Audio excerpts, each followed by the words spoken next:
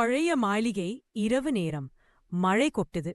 இல்ல மாழை. வெளியில் மின்னல் ஒளியில் சின்னம் தெரியுது. முருகேசன் விழா 1020. கதவு மெதுவா திறக்குது.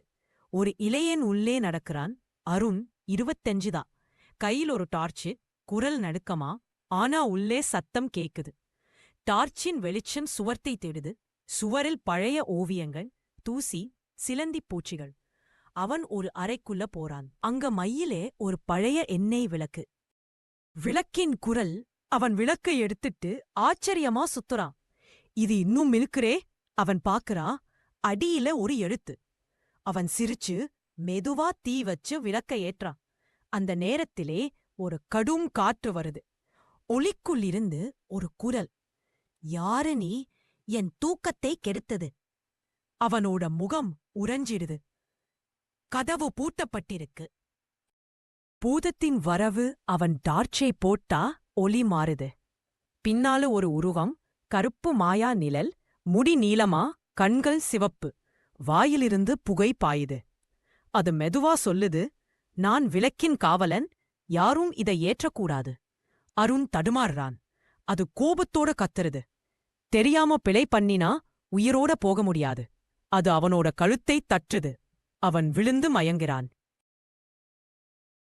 கனவில் சாபம். அவன் விழிக்குறான். ஒரு பழைய கோவில்குள்ள.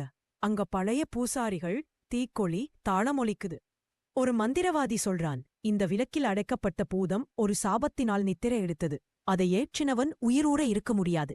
அவன் அங்கே பரப்பட முயற்சிக்கிறான். ஆனா அவனது நிழல் அங்கேயே நின்றுக்குது. அவன் பயத்துல திரும்புறான். நிழல் அவனோட முகத்துக்கு சிரிக்குது. மாளிகை. திரும்பல். அவன் மீண்டும் அந்த மாளிகையிலே விழிக்கிறான். விளக்கு இன்னும் எரிகிறது. அவன் முயற்சிக்குறான் தண்ணியால அணைக்க. ஆனா விளக்கு தீயாக மாறுது. அவன் அலறுறான். சுவற்றில் மாயம் தோன்றுது. விளக்குக்குள்ளே அவன் முகம் சிக்கிக் கிடக்குது. என்னை விடு என்று அலறுறான். அடுத்த நாள். மறுநாள் காலை. மாளிகையை வாங்க வர்ற ஒரு வியாபாரி உள்ளே வர்றான். யாரும் இல்லை. அவன் தரையில் ஒரு விளக்கை காண்கிறான். அது மின்னுது. சூப்பரா இருக்கே, இதை வீட்ல வச்சா நல்லா இருக்கும். அவன் அதை எடுத்துக்கிட்டு போகிறான். கேமரா மெதுவா அந்த விளக்கில் ஜூம் ஆகுது. அங்க அருணின் முகம் புன்னகைக்குது.